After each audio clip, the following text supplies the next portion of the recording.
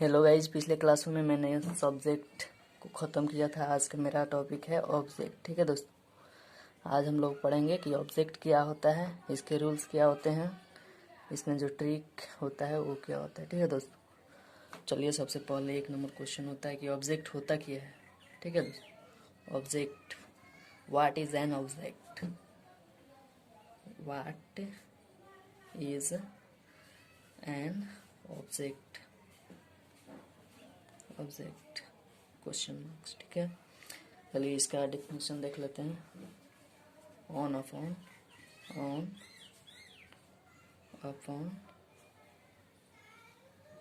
which an action is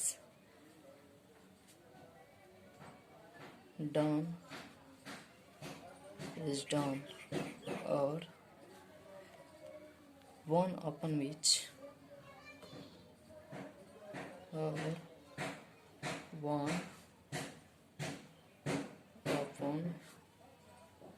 which the result of a verb, the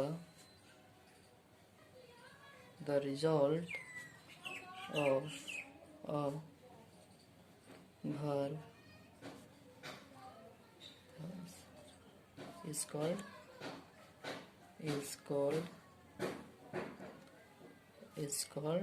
object. On upon which an action is done or one upon which is result of a verb false is called object. ठीक है दोस्तों, 1 2 बार लिखा गया। चलिए हिंदी में समझ लेते हैं। जिस पर क्रिया की जाए अथवा क्रिया करने में जिसमें परिवर्तन आता है उसे हम क्या कहते हैं, ऑब्जेक्ट कहते हैं। चलिए लिखते हैं, जिस पर क्रिया की जाए, जिस पर क्रिया की जाए, जिस पर क्रिया की जाए अथवा क्रिया करने में, अथवा क्रिया करने में जिसमें परिवर्तन आता है, जिसमें परिवर्तन आता है उसे हम क्या कहते हैं, ऑब्जेक्ट कहते हैं। उसे हम ऑब्जेक्ट कहते हैं। चलिए एक बार पढ़ लेते हैं। जिस पर क्रिया की जाए, मतलब जिस पर क्रिया की जाए अथवा क्रिया करने में जिसमें परिवर्तन आता हो उसे हम क्या कहते हैं, ऑब्जेक्ट कहते हैं। चलिए दोस्तों, क्या किसे, किसको,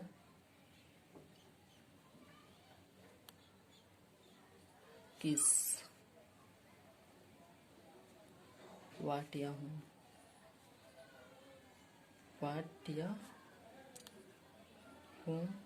बराबर ऑब्जेक्ट। इसका लिखने का मतलब ये हुआ दोस्तों कि मान के चलिए हमको डिफिनीशन याद नहीं है तो सिर्फ हमको ये याद करके डिफिनीशन को लिख सकते हैं। क्या, किसे, किसको या किस क्वेश्चन करके किया जाता है, इससे क्वेश्चन किया जाता है तो इसी को ऑब्जेक्ट बोलते हैं। ठीक है दोस्तों, अब देखिए दोस्तों, करने वाले को क्या बोलते हैं, सब्जेक्ट बोलते हैं। करने वाला को क्या बोलते हैं, सब्जेक्ट बोलते हैं। और कराने वाले को क्या बोलते हैं, कराने वाले को ऑब्जेक्ट बोलते हैं। कराने वाला को ऑब्जेक्ट बोलते हैं। ठीक है दोस्तों, चलिए एग्जाम्पल के तौर पे देखते हैं। एग्जाम्पल में जैसे मोहन ने एक किताब खरीदा, मोहन ने एक किताब खरीदा। ठीक है दोस्तों, तो यहाँ पे मोहन है, मोहन क्या है, मोहन जो है सब्जेक्ट है। किताब, किताब क्या है, किताब जो है ऑब्जेक्ट है। खरीदना जो है वर्ब हो गया। चलिए इसको लिखते हैं, इसका ट्रांसलेट करते हैं तो हो जाएगा मोहन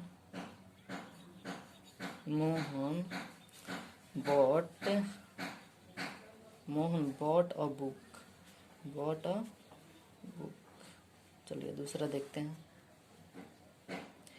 वह रमेश को बुलाया, वह रमेश को बुलाया, वह रमेश को बुलाया। तो वह क्या है, सब्जेक्ट है। बुलाना क्या हो गया, वर्ब हो गया। रमेश जो है ऑब्जेक्ट है। ठीक है दोस्तों, सबसे पहले क्या लिखते हैं हम, सब्जेक्ट लिखते हैं। तो वह का स्पेलिंग क्या है, ही कॉल्ड। बुलाना का क्या होता है, कॉल्ड रमेश। दोस्तों आपको ये स्ट्रक्चर एक याद रखना है, subject plus verb plus object plus complement, आपको ये याद रखना है। ठीक है, चलिए ट्रिक देखते हैं। एक ट्रिक है, ट्रिक। ठीक है दोस्तों, ट्रिक में क्या है, verb plus preposition, verb plus preposition plus object, verb plus preposition plus object रहेगा तो गलत हो जाएगा। अगर वहीं अगर verb plus object plus verb ये रहेगा तो ये सही है, ये सही है। ये स्ट्रक्चर आपको याद रखना है। Verb plus preposition plus object अगर आएगा, वर्ब के बाद प्रीपोजिशन फिर ऑब्जेक्ट आएगा तो गलत हो जाएगा सेंटेंस। ठीक है, अगर verb plus object plus verb आए तो सही होगा सेंटेंस। चलिए एग्जांपल देखते हैं, जैसे कि वह कपड़ा पर इस्त्री कर रहा है, वह कपड़ा पर इस्त्री कर रहा है। देखिए जैसे कि फर्स्ट स्ट्रक्चर में देखते हैं verb plus preposition plus object, जो कि गलत है। ही आयरन्स ऑन क्लॉथ्स, जो कि गलत है। जैसे कि देख सकते हैं यहाँ पे वर्ब है आयरन, वर्ब के बाद में प्रीपोजिशन हो गया ऑन। वर्ब आयरन क्या है, आयरन जो है वर्ब है, प्रीपोजिशन जो हो गया ऑन हो गया, और क्लॉथ जो हो गया ऑब्जेक्ट हो गया, जो कि बिल्कुल गलत है जैसा कि मैंने लिखा है स्ट्रक्चर में। ठीक है दोस्तों, देखिए सही जो स्ट्रक्चर है वो यहाँ पे है, verb plus object plus verb. ठीक है, तो इसका सही ट्रांसलेशन क्या होगा, सही होगा ही आयरन्स क्लॉथ्स, ही आयरन क्लॉथ्स, ये सही होगा।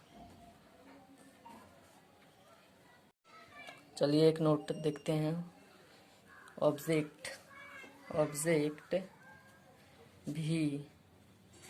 भी एक शब्द का हो सकता है और एक से अधिक शब्द का भी हो सकता है। लिखते हैं, ऑब्जेक्ट भी एक शब्द का हो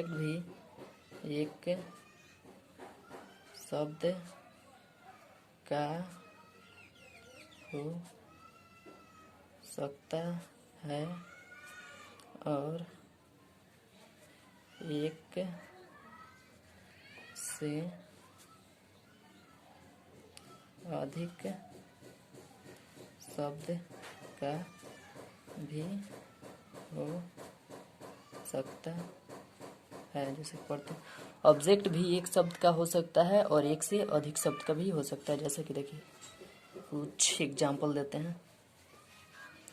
मैं न केवल चावल खाता हूँ बल्कि रोटी भी, मैं न केवल चावल खाता हूँ बल्कि रोटी भी खाता हूँ। मैं न केवल चावल खाता हूँ बल्कि बल्कि रोटी भी खाता हूँ, रोटी भी खाता हूँ, रोटी भी खाता हूँ। देखिए दोस्तों, इसमें एक से ज़्यादा ऑब्जेक्ट आ गया है, ठीक है। तो इसको कैसे बनाते हैं? I eat not only rice, only rice but also bread, but also bread। ठीक है दोस्तों, इसमें देख सकते हैं एक से ज़्यादा ऑब्जेक्ट आ गया। दूसरा एग्जांपल देखते हैं। मैं मोहन से मिला जो पटना में था। मैं मोहन से मिला जो पटना में था, पटना में था। मैं मोहन से मिला जो कि पटना में था। इसका कैसे ट्रांसलेट करेंगे? पटना में था। I meet Mohan, I meet Mohan who was in Patna, in Patna, in Patna. यहाँ पे हु जो है ऑब्जेक्ट है, ठीक है। चलिए दोस्तों, आज अब बात कर लेते हैं कि काइंड्स ऑफ ऑब्जेक्ट, यानी कि ऑब्जेक्ट के कितने प्रकार होते हैं, ठीक है। चलिए लिखते हैं।